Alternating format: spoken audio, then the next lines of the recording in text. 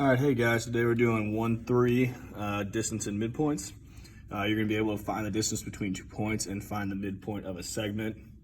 And so let's go through this vocab. The distance between 2 points is the length of the segment with those points at its endpoints. The coordinates of the points can be used to find this length. Because segment PQ is the same as segment QP, the order in which you name the endpoints is not important when calculating the distance. An irrational number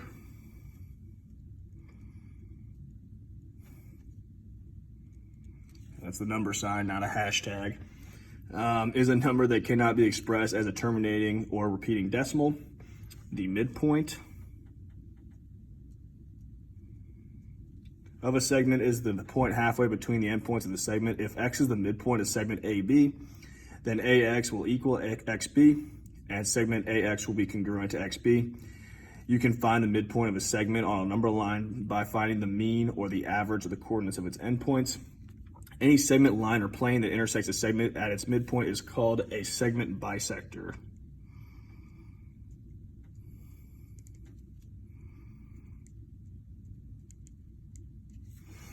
All right, and then, so distance formula on a number line. So the distance between 2 points is the absolute value of the difference between their coordinates. So if P has coordinate x1 and Q has coordinate x2, PQ will equal the absolute value of x2 minus x1 or x1 minus x2. It doesn't matter because you're using the absolute value, and you're gonna have a positive number for distance. So find the distance on a number line and use the number line above to find each measure. So AC, we got A here and C here. So we'll do the absolute value of -7 minus C is at -4. So we have a double negative, which means we'll have -7 plus 4, which would be equal to the absolute value of -3. Absolute value of -3 is 3. You can also count these on a number line. So if I start at A and I count to 3 or count to C, it'd be 1, 2, 3. So that's the distance as well. CF, so CF, using the formula, I'd be at -4 for C, minus F is at 5. So -4 minus 5 would equal the absolute value of -9. Absolute value of -9 is 9. And again, we can count 1, 2, 3, 4, 5, 6, 7, 8, 9. So we're right. All right, FB now. So FB, B is at -6 minus F would be at 5. So I went the other way this time. So we'd be at -11. So the absolute value of -11. Absolute value of -11 is just 11. And again, you can count to double check yourself. To find the distance between 2 points, A and B, in the coordinate plane, you can form a right triangle with segment AB as its hypotenuse and point C as its vertex as shown. Then use the Pythagorean Theorem to find AB. A little study tip, recall that the Pythagorean Theorem is often expressed as A squared plus B squared equals C squared. I'll underline that for you because that is an important formula for us. Where A and B are the measures of the shorter legs of a right triangle, and C is the measure of the long side, the hypotenuse. You'll prove and learn about other applications of the Pythagorean Theorem later. Again, that's why it's an important formula. The distance formula in the coordinate plane. So here we go, another big formula right here. Another one we use all the time. If P has coordinates x1, y1, and Q has coordinates x2, y2, then PQ will equal the square root of x2 minus x1 squared plus y2 minus y1 squared. So let's practice using those. Find the distance on a coordinate plane and find the distance between each pair of points. So E is -5, 6, and F is 8, -4. Use the distance formula. So the distance formula we will have, so E to F will equal the square root. -5, I'm gonna make my x1, 6 will be my y1, 8 will be my x2, -4 will be my y2. And now I'm just plugging it into this formula right here. So I'll have x2, which I said was 8, minus -5 squared plus y2, -4, minus 6 squared. And now you gotta remember your PEMDAS on these. So now we need to do what's inside the parentheses first. 8 minus negative 5, that's a double negative. So we're gonna have 8 plus 5, which is 13. So we're gonna have 13 squared plus, and then negative 4 minus 6 squared. So it'll be negative 10 squared. 13 squared is 169. Plus, and then 10 squared is 100. So then our answer, EF, will equal, we can just leave it as a radical, which would be 269. That could be one of our answers. Or if you plug that square root of 269 in your calculator, you'll get 16, and if you round to the nearest tenth, 16.4. Both will be acceptable as the right answer.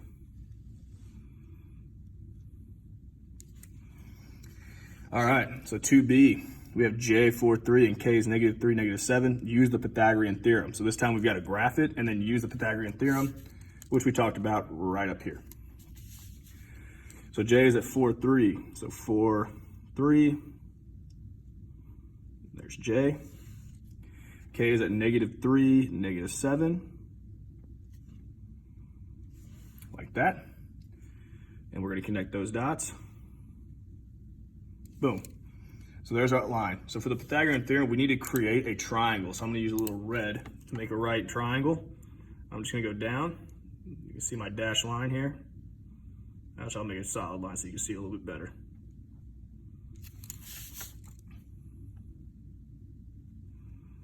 Just like that. So there's my right triangle. So now we need to figure out what these legs are. Well, we can count the legs. So 1, 2, 3, 4, 5, 6, 7. 7 on this side. 1, 2, 3, 4, 5, 6, 7, 8, 9, 10. And 10 on this side. All right, so now our Pythagorean theorem is a squared plus b squared equals c squared. And a and b are our legs. 10 and 7 are our legs, a and b. So we'll have 10 squared plus 7 squared will equal jk squared, or our c squared, but this is our hypotenuse, so we can label it as jk.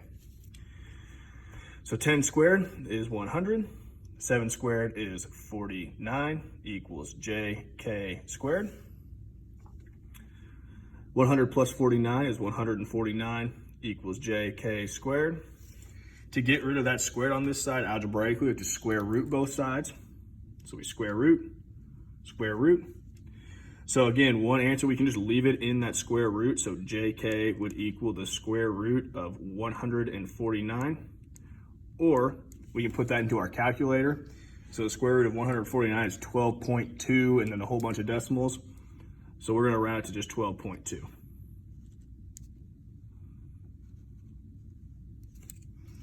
Now we're flipping on to the other side.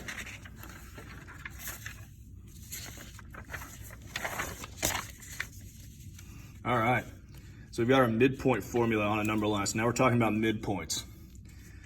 If segment AB has endpoints at x1 and x2 on a number line, then the midpoint of M of segment AB has coordinates of x1 plus x2 over 2, just like this over here. So find the midpoint on a number line. Temperature, the temperature on a thermometer dropped from reading of 25 to negative 8. Find the midpoint of these temperatures. I can put this in a number line if I want to, or I can just use this in my formula right off the bat, which I'm going to go ahead and do a little bit of both. So if I do this, say 25 is right here, then we've got like 0 and negative 8 on our number line. And I'm going to label this as my x1 and my x2. So 25 will be x1, negative 8 will be my x2. It doesn't matter which one you choose because we are adding. So it doesn't matter which one is which. You can flip them around if you want to. But I'm going to have, for my formula, I'll have 25 plus negative 8 all over 2. So I put that in my handy dandy calculator and I will get 8.5 degrees. All right, so now actually talking about our midpoint formula on a coordinate plane. So if segment PQ has endpoints at P is x1, y1, and Q is x2, y2 in the coordinate plane, then the midpoint M of segment PQ has coordinates of x1 plus x2 over 2, comma, y2 plus y1 plus y2 over 2. Remember, this is a coordinate, so you need to have that comma there. And it's going to look, the picture's going to look very similar to this right here. Picture's kind of confusing. It'll make more sense down here, okay? So find the coordinates of the midpoint of a segment with the given coordinates. So I'm going to go ahead and label these. So my A, 5, 12, I'm going to have 5 be my x1, 12 will be my y1. Negative 4 will be my x2, 8 will be my y2. So you don't even have to graph these. We can just use our formula right here, right off the bat. So I've got my x1 plus x2, so I'll have 5 plus negative 4 over 2, comma, and then 12 plus 8 over 2. So I got x1 plus x2 over 2, y1 plus y2 over 2. So now I just finish it out, simplify. So 5 plus negative 4 is 1. So I'll have 1 over 2, which is 1/2, or 0.5. And then 12 plus 8 is 20 over 2. So 20 divided by 2 is 10. And that is my answer. So now I'm going to do the same thing on this 4b. The negative 8 will be my x1. Negative 2 will be my y1. 5 will be my x2. 1 will be my y2. And I just plug it right back up into this formula up here if you can see it, that one. So I'll have negative 8 plus 5 over 2, comma, and then negative 2 plus 1 over 2. And I simplify, so negative 8 plus 5 is negative 3 over 2, comma, and negative 2 plus 1 is negative 1, so negative 1 over 2.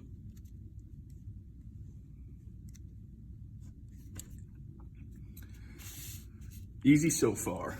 All right, so now we're finding the coordinates of an endpoint. So find the coordinates of the missing endpoint if P is the midpoint of EG. So our midpoint is P. So we need to find that other endpoint, okay? So when we do this, if we look at our formula again right here, we have M. Really, you can look at this as M equals all of that. So we're gonna treat it like that. So if our midpoint is negative 5, 10, well, that would be equal to, and E is my x1 and my y1. I don't have an x2 and y2. I'm trying to find my x2 and y2. So I use my formula, the same one. I'll have negative 8 plus x2 over 2, comma, and then I will have 6 plus y2 over 2. All right, so when we get to this point, we're gonna break this piece in half, and to make it, or not in half, but we're gonna separate the x's with this x, and separate the y's with this y, and then solve algebraically. So it's gonna look like this. Negative 5 will equal negative 8 plus x2 over 2. And 10 will equal 6 plus y2 over 2. And now we just simplify algebraically. So I'm gonna multiply both sides by 2. Run out of space here. I'll finish it up here. So then I'll have negative 10 will equal negative 8 plus x2. Add 8 to both sides. So I'll get negative 2 equals x2. That's one of my answers. Let me draw a little arrow up here so we can make sure we keep track. All right, so then this one, I'm gonna do the same thing. I'm multiplying both sides by 2. So then I'll have 20 equals 6 plus y2. I'll subtract 6. So then I'll get y2 equals 14. So now my answer is that point. Negative 2 will be my x, 14 will be my y. So my answer, the last endpoint, is going to be at negative 2, 14. All right, so now we're doing the same thing on this one. P is my midpoint. G is my other endpoint. So I'll do negative 1, comma 3 equals 5 plus x2 over 2, and 6 plus y2 over 2. And then we're going to break it apart again. We're going to attach the x's coordinate with this x, the y's with this y. So I'll have -1 equals 5 plus x2 over 2, and 3 equals 6 plus y2 over 2. And now we just multiply it out, times 2, times by 2. And I will have run out of space again, -2 equals 5 plus x2, multiply by 2, multiply by 2. I'll have 6 equals 6 plus y2. Remember, this is not part of this problem, part of the last problem. All right, so then I would subtract 5 from both sides. So when I subtract 5 from both sides, I'll get -7 equals x2. So that's going to be part of our answer right here. And over here, I subtract 6 from both sides. So I get 0 equals y2. So my endpoint is going to be at -7, 0. All right. So now we're going to find the measure of segment YZ if Y is the midpoint of XZ and XY equals 2x minus 3 and YZ equals 27 minus 4x. So let's draw our line.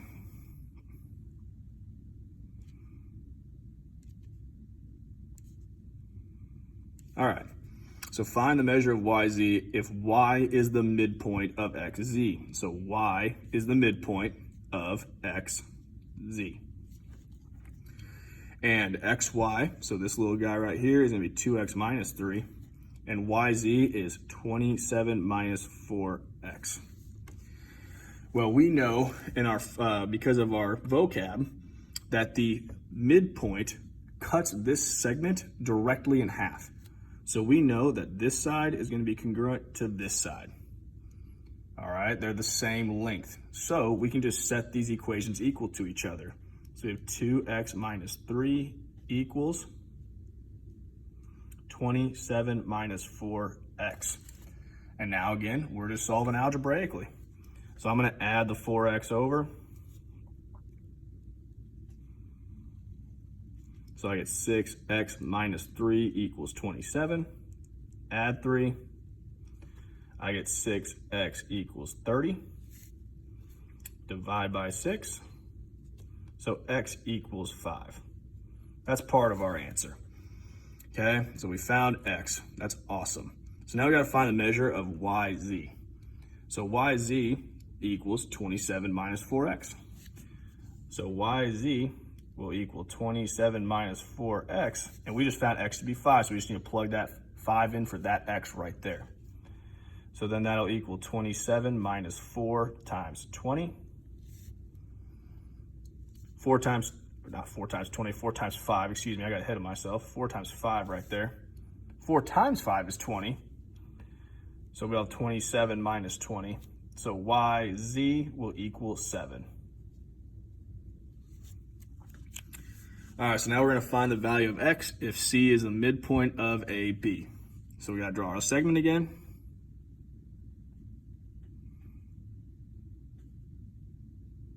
And we got our midpoint. And C is the midpoint, C of AB. So AC is 4x plus 5.